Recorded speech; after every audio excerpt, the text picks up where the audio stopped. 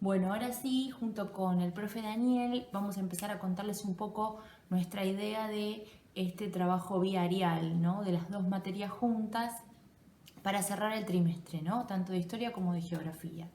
Es un trabajo que tiene un tema actual, que es el tema de cómo Argentina, que está inserta en un bloque económico que es el Mercosur, hoy tiene ciertas dudas de si va a seguir perteneciendo o no.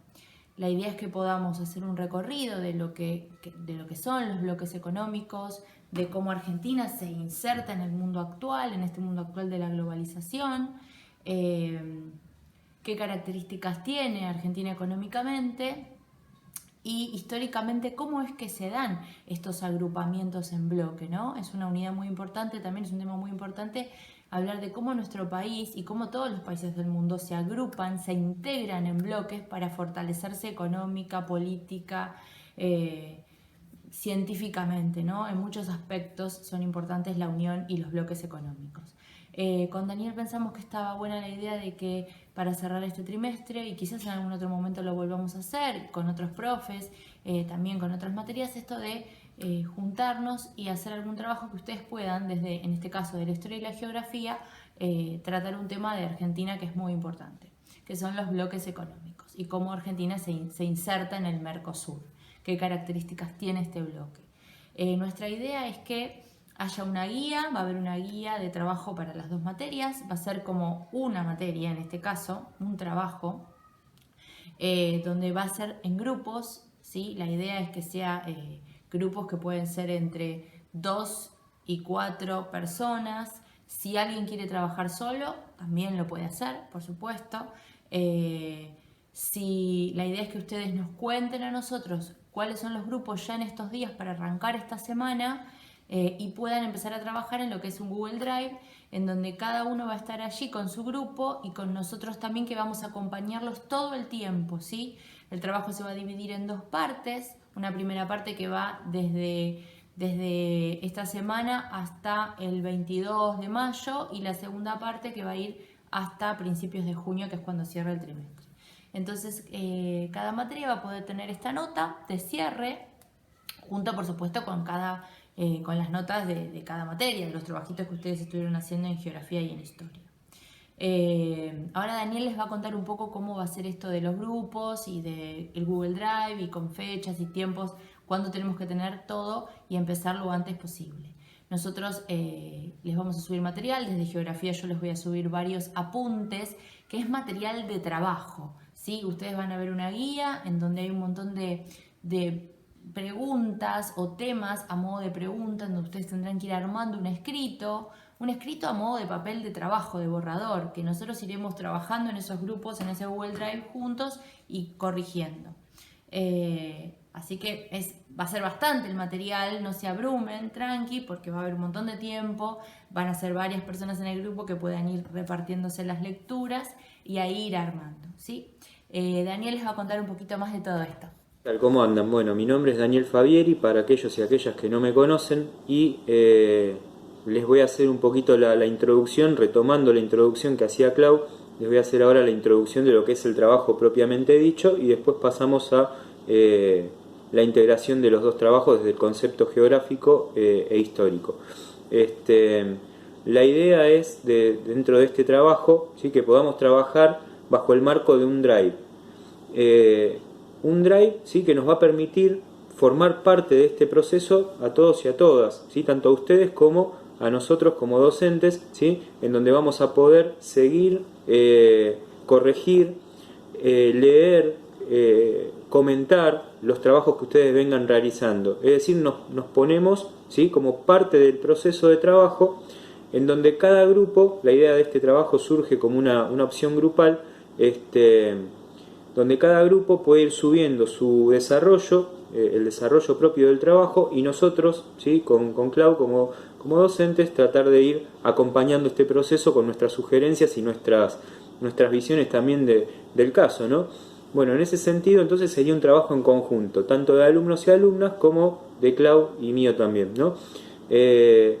Y la idea también surge un poquito para dinamizar, ¿no?, todo este proceso que estamos viviendo de forma virtual con algo de actualidad, como lo es el Mercosur, que es un proceso también actual, una situación actual, quiero decir, en donde ustedes habrán leído en los diarios y habrán visto en la televisión, Argentina se fue del Mercosur, dicen algunos, y otros, Argentina se toma un tiempo del Mercosur, ¿sí? Bueno, ahí tenemos una doble lectura de lo que son los medios de comunicación. Eso también lo tenemos pensado dentro del proyecto como un material de análisis. Es muy interesante, es muy particular incluso la historia de cómo se va dando esto del Mercosur, y ya Clau les va a hablar un poquito desde lo geográfico, que también es recontra interesante, con esto de lo que son los países emergentes o lo que son los países considerados tercermundistas, y que bajo ese marco no nos podemos olvidar que estamos hablando de América también en general, ¿no?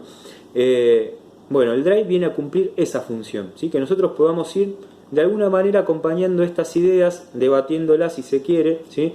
Y que ustedes van a tener, como decía recién, la opción o de desarrollarlo de manera grupal, que a mí me parece que es una de las formas más convenientes y lindas. Eso lo pueden utilizar incluso en esta virtualidad con las videoconferencias, los intercambios de audio por WhatsApp, los intercambios de ideas por WhatsApp, por mail.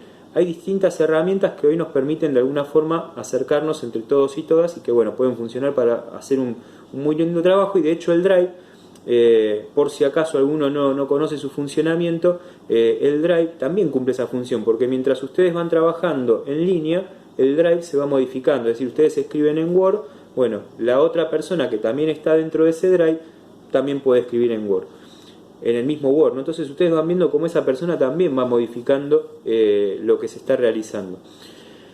Después les voy a dejar una guía de cómo trabajar en Drive, ¿sí? Lo que les vamos a pasar es una guía bien ordenada de cosas, de pautas. Ustedes van a ver que hay una cantidad de pautas, ¿sí? No se asusten porque en realidad, en su gran mayoría, son pautas de entendimiento, de lectura y de interpretación que van a llevar a un resultado final que tiene que ver con este trabajo, ¿sí? Entonces, esto, ¿sí?, les va a servir para poder realizar un proceso de trabajo muchísimo más interesante, muchísimo más completo, en donde incluso puedan analizar la actualidad que nos toca vivir. Esto a modo de introducción. Entonces los dejo ahora con la clase de Clau, ¿sí?, con el audiovisual de Clau, y después pasan al audiovisual mío. En el de Clau van a ver la parte geopolítica de lo que es la construcción del Mercosur y yo les voy a hacer la explicación de la parte histórica. Bueno, desde geografía, ¿qué tengo para decirles? Va a haber mucho, van a tener todo el material. Esta clase es a modo de introducción y va a haber un montón de material que ustedes van a tener para imprimir, mirar desde la compu, desde el celu, poner sobre la mesa y empezar a encontrar las distintas puntitas que necesitan para armar este trabajo, ¿sí? Como les decía, desde geografía, bueno, y desde historia también, es ver cómo Argentina se posiciona económicamente en este mundo globalizado, en este mundo actual, cómo forma grupos, como por ejemplo, cómo integra este grupo que es el Mercosur, que es tan importante. También es parte y ha sido parte de otros, y históricamente se llega a formar hoy este grupo del Mercosur, del cual Argentina aparentemente en este momento tendría algunas diferencias con los otros miembros del grupo. Lo primero que les quiero decir es que tenemos que hablar de Argentina en el mundo actual, ¿sí? Cómo Argentina se inserta. Lo primero que les digo es que los países se clasifican, ¿sí? Los países en el mundo habrán escuchado hablar de países desarrollados, países en vías de desarrollo, países subdesarrollados. Y en el medio, entre los desarrollados y los en vías de desarrollo subdesarrollados, aparece una nueva clasificación de no hace mucho tiempo que es país emergente. Argentina estaría en lo que es esa clasificación. Países emergentes no son subdesarrollados porque tienen, por ejemplo, buenos niveles de educación, de alfabetización, en cuanto a lo que es la salud, la medicina también, en cuanto a la calidad de vida, esperanza de vida alta, también la gente vive muchos años. Pero tampoco es un país desarrollado con todas sus características como las grandes potencias mundiales. Es un país emergente. ¿Qué quiere decir? Yo les voy a dar un apunte de todos modos muy cortito para que lo lean. País emergente se caracterizan por tener grandes crecimientos económicos en un momento determinado, por ahí muy acelerados, son vistos como potencias a nivel regional, como en nuestro caso Argentina es vista como una potencia a nivel regional, siempre fue vista, ¿no? Por sus recursos naturales. Argentina es rica en tierra, en agua, en recursos, sus ventajas comparativas y competitivas son muy importantes, ¿no? Cuando hablamos de ventajas comparativas decimos, ¿no? Cómo un país es capaz de, quizás con menos recursos que otro, poder llegar a un fin. Y competitivas tiene que ver cómo me diferencio de los otros países, ¿no? Por ejemplo, el acceso a nuestros recursos, a los también recursos de agua, que son muy importantes, a los recursos naturales en general, la ubicación geográfica, todo es un montón de cosas que hacen más competitivo un país.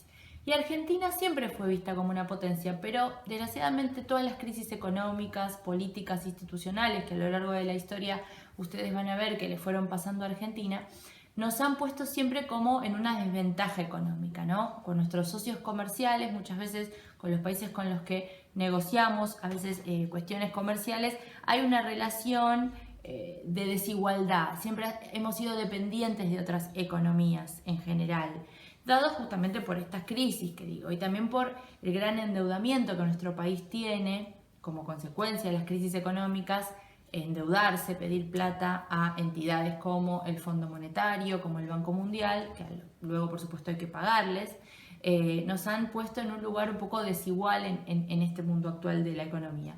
Pero Argentina siempre fue un productor y exportador principalmente de materia prima del agro, ¿sí? Y así que de esa forma entramos al mundo económico de la globalización. Este mundo globalizado, ustedes saben que la globalización es el proceso que integra a todos los países, integra a todas las naciones del mundo a pesar de las distancias territoriales. Estamos hablando de una economía global, de una aldea global, tema que también surgió ahora con esto de la pandemia, ¿no? Cómo hasta con una pandemia nos damos cuenta que vivimos en un mundo globalizado, donde todo llega a todos lados. En este mundo globalizado, desde la década del 70 al 80, Argentina, y desde siempre históricamente, ha sido un país agroexportador. Nosotros vendemos productos que vienen de la tierra, del agro, y importamos tecnologías, ¿sí? No somos un país para nada, no somos un país industrializado. Hay algunas cosas que se fueron dando a lo largo de la historia en cuanto a industria, pero no somos en este momento un país industrializado. Sí, estamos en camino, hay muchos proyectos, pero bueno, todo esto nos hace a veces tener algunas desigualdades cuando se quiere negociar con algún país. Entonces, hay algo importante que hacen los países, que es integrarse. Cuando son débiles individualmente, buscan agruparse. ¿En qué? En bloques. Y agruparse en bloques, por ejemplo, en el Mercosur, que es el bloque al cual pertenece Argentina y de que se trata este trabajo, lo que nos lleva es plantear, ¿no es cierto?, a veces esas desigualdades. Cuando estamos solos, quizás en grupo, hay más fortaleza, ¿sí? Grupos regionales, principalmente bloques regionales. Nosotros vimos, ¿no?, los países que limita Argentina, Uruguay, Paraguay, Brasil, Bolivia, Chile. No todos son parte del Mercosur, pero sí a veces algunos son miembros y otros son asociados. Eso lo vamos a ver ahora después también y ustedes lo van a ver en el trabajo.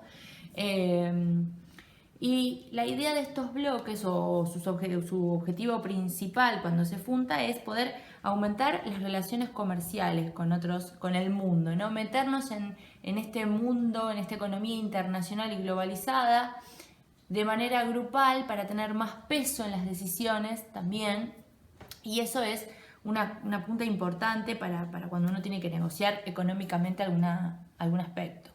Como les decía, el mundo actual globalizado plantea la necesidad de agruparse, de integrarse, ¿no? Los países quizás débiles económicamente les conviene más juntarse con otros, primero para establecer nuevas relaciones entre sí, luego para plantearse mejor en el mundo, que también es muy importante, para ser escuchados de a grupo más que de a uno solo en muchos casos. Y estos agrupamientos lo que sí tienen como negativo, podemos decir, es que se pierde cierta autonomía, cierta soberanía sobre las decisiones económicas por el bien del grupo, ¿no? Uno solo decide y hace lo que quiere, la vida es así. uno con amigos o en familia o con más personas, ya no es solo la decisión de uno, sino que hay que escuchar a los demás. ¿Sí? Muchas veces ahí hay ciertos roces, ciertas peleas, ¿no? Y en los bloques económicos de países, cuando hablamos de comercio, de plata, se dan muchas veces. Y esto es lo que está pasando en este momento entre Argentina y sus asociados. Hay distintos, antes de hablar puntualmente del Mercosur, que igual va a ser muy cortito, quiero decirles que hay distintas formas de agruparse, ¿no? Los bloques, los países se pueden agrupar de distintas maneras.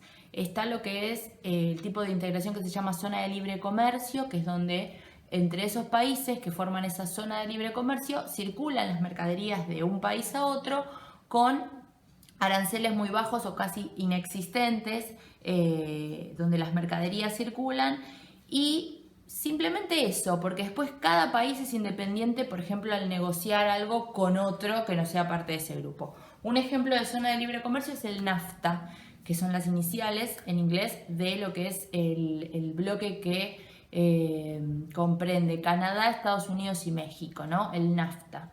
Es una zona de libre comercio. Después tenés lo que es, por ejemplo, una unión aduanera, ¿no? Que el Mercosur, por ejemplo, es una unión aduanera. Tiene lo que tiene también la zona de libre comercio, que es el libre comercio de la libre circulación de mercaderías con aranceles e impuestos entre esos países casi nulos. Pero lo que también suma es que comparten las políticas internacionales, o sea, como grupo también comparten mismas políticas para comerciar con otros, que en la zona de libre comercio decíamos no.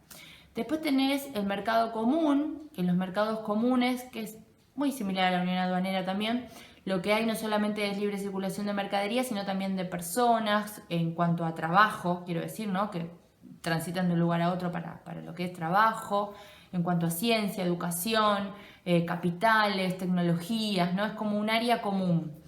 Y después el máximo nivel de integración, que seguramente han escuchado hablar de la Unión Europea, es lo que es la Unión Económica y Monetaria. Ahí ya estamos hablando de la máxima expresión en integración, donde comparten la misma moneda, por ejemplo el euro, en el caso de la Unión Europea, comparten decisiones políticas, comparten todo lo que es política financiera, y absolutamente lo que sí ahí sí se pierde prácticamente totalmente la soberanía económica. Cada país le cede a una autoridad supranacional, ¿sí? Que supera a cada uno de esos países todas las decisiones. Por eso hay muchos países que, por ejemplo, Inglaterra se fue de la Unión Europea porque siente que no le conviene para ellos estar dentro de ese grupo. Quieren ser más independientes en la toma de decisiones y no ir todos juntos para un lado o para el otro como el resto de los países de la Unión Europea. Y así es como nuestro Mercosur, que es una unión aduanera,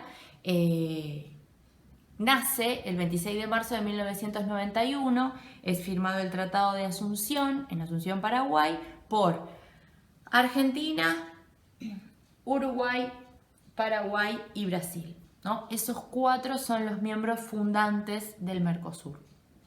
Después vamos a tener estados asociados, que son Chile, Bolivia, Perú, Ecuador, Colombia, Venezuela. Es un caso muy particular que lo vamos a ver en el trabajo y cómo se suma, cómo se une. Hay una alianza entre Argentina, Brasil y Venezuela en un momento.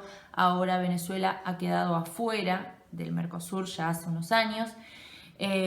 Así que tenemos 4 estados miembros fundadores: Argentina, Uruguay, Paraguay y Brasil. Un tiempo estuvo Venezuela y después tenemos asociados, que es lo que es la Comunidad Andina, que es otro bloque regional, que son todos los países de América Latina sobre los Andes, por eso Comunidad Andina: Chile, Bolivia, Perú, Ecuador, Colombia, que son asociados nuestros, que se han unido, pero no tienen las mismas características.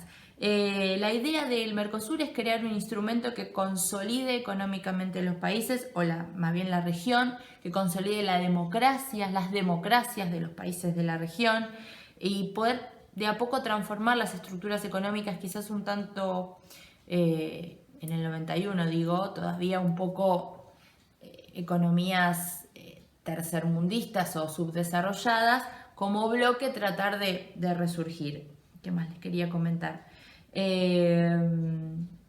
Sí, insertarse en el sistema mundial, ¿no? A veces vuelvo a decir esto de solitos es una cosa, en bloque es otra cosa. El objetivo es la libre circulación de bienes y servicios mediante la eliminación de cualquier tarifa aduanera y también lo que son las barreras arancelarias. Un ejemplo, ¿no? Si un país quiere, Argentina vende zapatillas y le vende a Uruguay.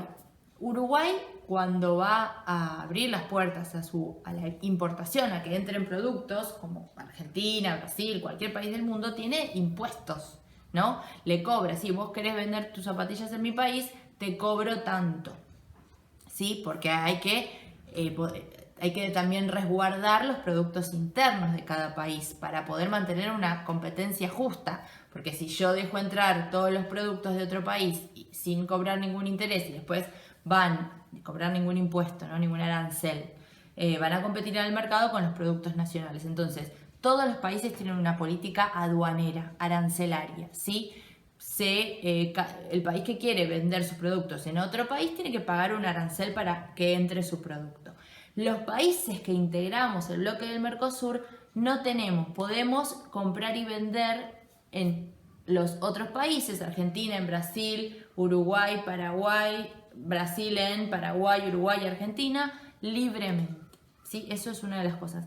Pero ha sido imperfecto, porque no, es un tratado imperfecto, porque no se ha dado con todos los miembros y de la mejor manera, así que bueno, nos permite negociar un poco más igualitariamente, pero hay ciertas fallas como en la economía en general.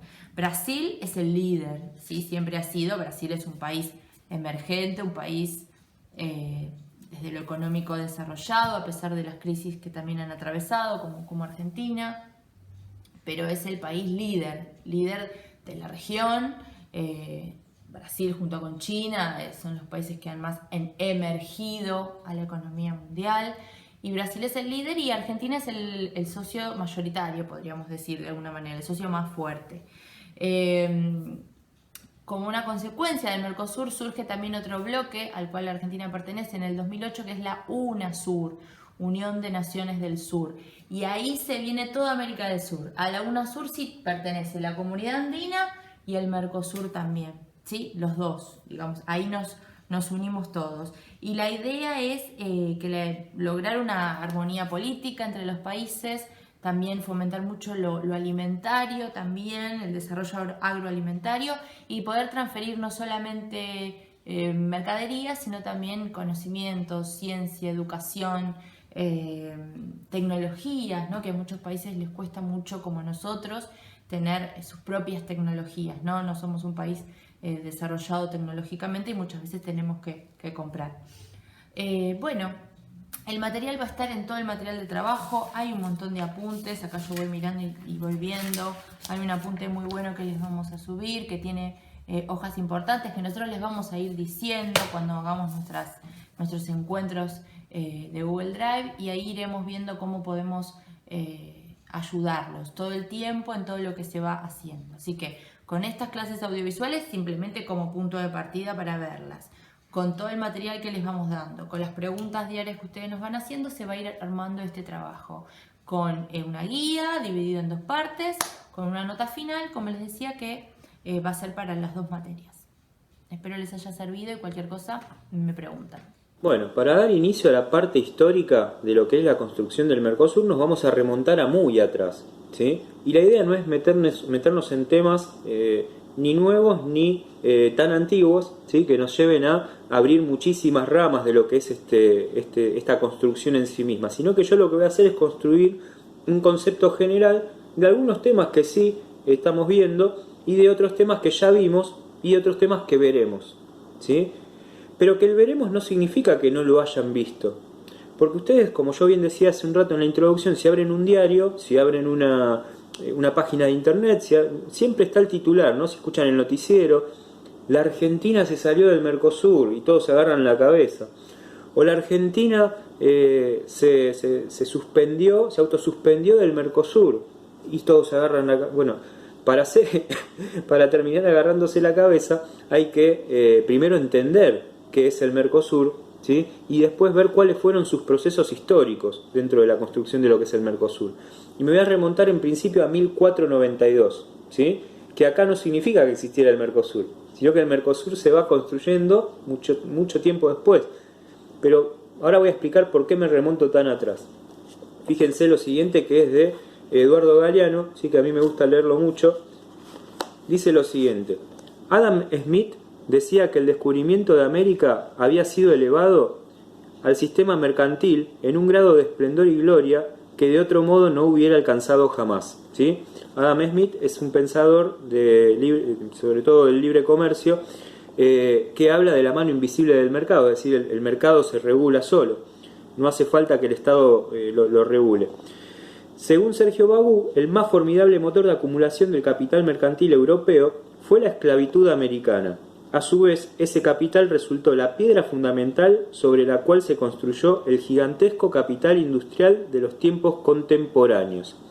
Es decir que, cuando en 1492 Europa se da cuenta de que existe otro continente, se empieza a entender a este continente, que es el americano, como un espacio geográfico que le permite una inyección económica a Europa, pero además la búsqueda de esos recursos naturales a consideración.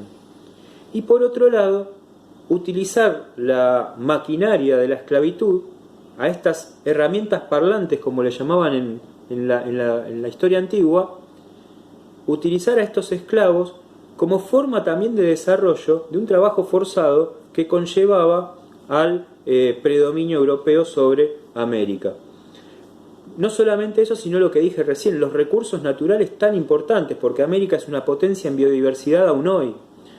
Entonces, la mirada de Europa puesta en América también tenía que ver con la cantidad de recursos naturales que América tenía, por cierto. Entonces, en 1492, que ya no hay nada por descubrir, que el continente americano había sido descubierto, ¿sí?, por ellos, se produce un choque de culturas, ¿sí?, que incluso generan ya una integración violenta, una instauración violenta de una cultura sobre otra. Y empiezan a existir grandes proyectos por parte de las potencias de ese momento, ¿sí?, en donde todos se empiezan a disputar regiones de América. Entre ellas, por supuesto, los Estados Unidos con las 13 colonias inglesas, ¿sí? Y ahí viene una cuestión. ¿Qué le aporta, ¿sí?, América entonces a Europa?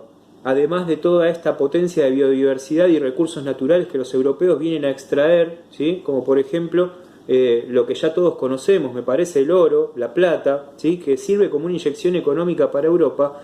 Bueno, aparte de eso, empiezan a existir estos proyectos de los cuales yo decía y hacía mención, ¿sí?, que tienen que ver también con un desarrollo mucho más amplio de lo estrictamente comercial. En 1778, ¿sí?, se produce, por ejemplo, el monopolio español, que lo que indicaba era que se podía realizar comercio solamente, libre comercio solamente, entre España y América, ¿sí? Entonces, a partir de ahí se instaura una forma comercial entendida desde un poder único, ¿sí?, monopólico, mediante el cual América no podía comerciar con nadie más, solo con España, por el carácter, sí, de que era una colonia española.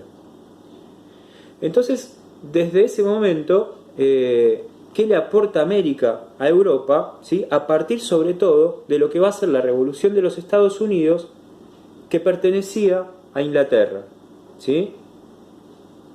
Por los beneficios naturales y económicos que le permitía América a Europa, van a existir grandes guerras, ¿sí? De hecho, muchas potencias empiezan a mirar a esta región, ¿sí?, y España tiene que incrementar su predominio militar, porque si no, ¿sí?, las otras potencias se iban a quedar con parte de sus colonias. Entonces, desde ese proceso, entender también qué le aporta América a Europa. Bueno, en parte le aporta una revolución fundamental, que es la de los Estados Unidos, ¿sí?, pero también pretende la discusión económica y política de todos esos hallazgos que le dan perdurabilidad a la cultura, a la ciencia, al progreso. América, ¿sí?, en sí misma, desde una revolución como la de los Estados Unidos, en donde la mentalidad sobre la explotación, ¿sí?, empieza a cambiar, aporta, por ejemplo, una semilla para lo que es la Revolución Francesa. O sea, fíjense cómo este concepto de revolución norteamericana aporta algo a Europa, en donde grandes revolucionarios de Francia se habían ido a pelear para los Estados Unidos, o sea, para defender a los Estados Unidos en contra de Inglaterra, por el simple beneficio de humillar a Inglaterra, ¿no? Pero más allá de eso, vuelven estos revolucionarios franceses a Francia, ¿sí?, diciendo, mirá, lo que hicieron los norteamericanos y qué progreso pueden empezar a desarrollar a partir de eso, ¿no? Porque se decía entonces que quien dominara a los Estados Unidos iba a dominar el comercio del Atlántico. Entonces, bueno, para tener presente esto, ¿no?, de qué le aporta América entonces a Europa, además de una serie de recursos naturales, además de la explotación de esclavos que había tenido durante muchísimo tiempo, además de todo eso, le aporta una mirada sobre la revolución, que cuando los revolucionarios, que los franceses que participan de la revolución norteamericana se van de nuevo para Europa, ahí viene esta observación de mirar lo que hicieron aquellos. Entonces se empieza a tener un concepto de América ya mucho más amplio, y Estados Unidos se empieza a convertir entonces en una fuerte potencia, ¿no? De una mirada muchísimo más grande por parte de todos, incluso de el resto de América misma, ¿no? En 1810 tenemos que hablar, sí, de la Revolución de Mayo, pero en realidad vamos a hablar de una persona en particular, ¿sí?, que es Manuel Belgrano, porque aún todavía en lo que es lo que estamos viendo como contenido de historia no hemos llegado, pero sí podemos decir de Belgrano que fue el primer economista de América, ¿sí?, y de las Provincias Unidas del Río de la Plata, por supuesto. Entonces, Belgrano, dentro de lo que es la fisiocracia, que es la economía entendida desde la naturaleza, ¿sí?, transformado en el primer economista porque él había viajado a Europa a completar sus estudios y allí se había participado de charlas y de clases, ¿sí?, se había empapado de los pensamientos de Joverianos, había entendido qué era lo que pensaba Adam Smith. Bueno, Belgrano empieza a tener otra noción de lo que es la vida económica de América, ¿sí?, y piensa que el agro entonces es como una forma muy particular mediante la cual una América económicamente pensada podía llegar a progresar, ¿sí?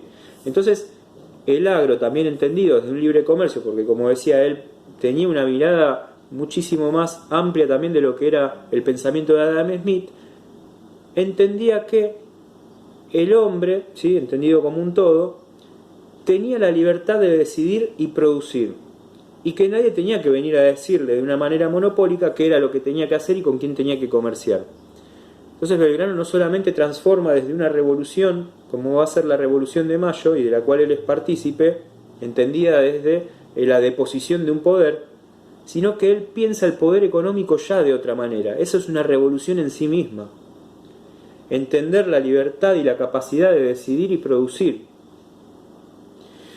Hacia 1860 y 1880, ¿sí?, vamos a tener también un proceso de instauración liberal que tiene que ver justamente con el liberalismo económico, mediante la cual los gobiernos liberales, ¿sí?, de ese momento fijan la atención en Europa y en los Estados Unidos y comienzan a venir con mayor énfasis los capitales extranjeros de estas potencias, ¿sí?, que nosotros hacíamos referencia. Entonces esos capitales extranjeros empiezan a ingresar a nuestro territorio, ¿sí?, que ya se va consolidando como la Argentina, que está en un proceso de organización, pero que ya empezamos a llamar, como decía Sarmiento en ese momento, la República Argentina, ¿sí?, el concepto de Argentina. Se empieza a fijar esto, ¿sí?, desde este modo de ver a esas sociedades, ¿sí?, y traer sus capitales para invertir y producir, ¿sí?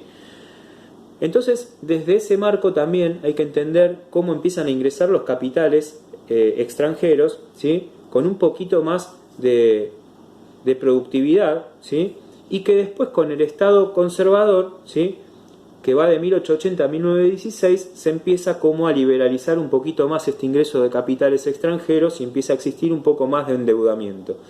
Hacia 1915 se produce el Tratado del ABC, que va a ser entre Argentina, Brasil y Chile. Ese Tratado del ABC, que intentaba equilibrar, ¿sí?, lo que son los juegos de poder en lo que era América, pero con mirada a Europa, trata de equilibrar el cono sur, ¿sí?, primero ante la deposición de lo que son las armas y no tener enfrentamientos entre ellos, pero después, ¿sí?, con una mirada mucho más amplia hacia lo que era la Europa post-Napoleón, ¿sí? Y lo que intenta es regular entonces la participación de esos países que venían a invertir a mansalva a estas tierras, ¿sí?, quería de alguna manera regular esa participación para poder generar un mercado interno de proyección a futuro, ¿sí? Entonces acá en este tratado del ABC encontramos por primera vez una unión mucho más amplia y un pensamiento mucho más amplio de qué es entender el mercado interno de América como una forma mucho más concentrada e individual a lo que se venía haciendo antes. Entonces ahí se produce, ¿sí?, este primer germen, esta primera semilla. Y en 1946 verdaderamente esto toma una visión mucho más amplia, que ya es con el peronismo. 1946 a 1955 existe en América una visión mucho más concentrada, porque por un lado tenemos a Perón en Argentina y por el otro tenemos a Getúlio Vargas en Brasil. Si bien entre ellos no hacen una alianza mucho más armónica, ¿sí?, porque ya la alianza existía, ¿sí?, ya existía una alianza entre ellos. Por el otro lado, ¿sí?, lo que se trata de establecer es la participación más amplia del resto de los países, que no nos cerremos a Argentina, Brasil, Chile. Entonces Perón se abre, ¿sí?, a lo que es Paraguay, a la participación de Bolivia, ¿sí? Entonces empiezan a aparecer distintos actores que hasta ese momento no habían participado porque se habían concentrado solamente entre 3 países, ¿no? Y con la caída del peronismo y el suicidio de Getúlio Vargas en Brasil, esto se empieza a disipar, ¿sí? De hecho, vamos a tener un proceso de tiempo en el cual, digamos, el efecto cono sur no va a producir demasiados beneficios, ¿sí? Y por supuesto, hacia 1976 hasta 1983, desde el 76 al 83, se instauran, en Argentina sobre todo, ¿sí?, pero en América también, una serie de dictaduras militares que van a permitir la inserción de un modo de pensamiento económico que es el neoliberalismo, que era la menor participación del Estado, ¿sí?, en la regulación del comercio, en la regulación económica, ¿sí?, en la regulación social. Entonces, si el Estado participa menos y privatiza más, se suponía un progreso mucho más amplio, porque el Estado no tenía que gastar, y el mercado se iba autorregulando en base a esto, ¿no? Que tiene una doble mirada, porque por supuesto, con la inserción del neoliberalismo se beneficiaban las grandes potencias capitalistas. Entonces, en esto del libre comercio, ya se empieza a desconcentrar también la figura de una América mucho más unida. Que para 1983, cuando se recupera la democracia, Raúl Alfonsín, que va a ser el presidente que retoma la democracia, empieza a pensar nuevamente en este efecto cono sur.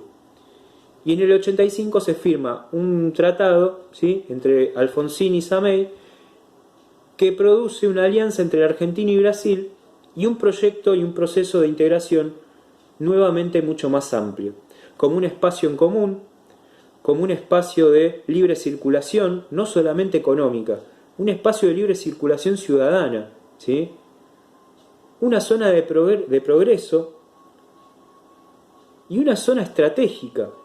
Entonces se retoma un proyecto mucho más amplio que había quedado en aquellos años, ¿sí?, con la caída de Perón y con la destitución de Getúlio y con el suicidio de Getúlio Vargas en Brasil,